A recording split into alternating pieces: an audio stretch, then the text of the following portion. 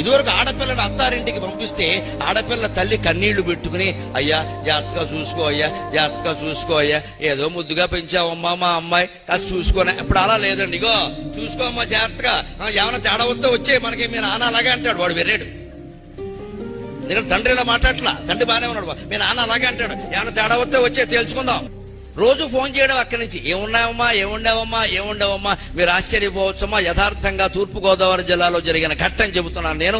దొండకాయ కూర రోజు వండడం కారణంగా విడాకులు తీసుకున్నారు ఇద్దరు దంపతులు, అత్తగారి కారణంగా. దొండకాయ కూర, అయ్యి బాబాయ్, విడాకులకి దొండకాయ కూడా కారణం అనమాట.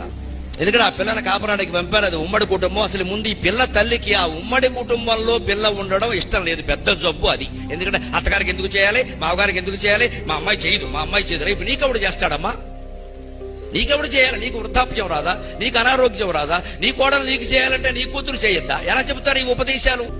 ఇష్టం లేక ఎలాగో అలా బయటికి లాగేయాలి. కాబట్టి ఈ తల్లి పిల్ల తల్లి ఫోన్ చేసి ఏముండారే అంటే అమ్మాయి దొండకాయంది. 4 రోజులు పోయాక ఫోన్ చేసి ఏముండారే అంటే దొండకాయంది.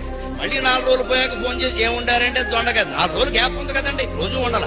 కానీ ఈ తల్లి ఏమందంటే, ఎప్పుడు అడిగినా దొండకాయ అని చెబుతున్నావు, మీ అత్తగారికి దొండకాయ తప్ప ఏం లేదా ఇంక ఇంట్లో? ఇదండి రెచ్చగొట్ట. ఫోన్లే అమ్మో సర్దుకోను కదా.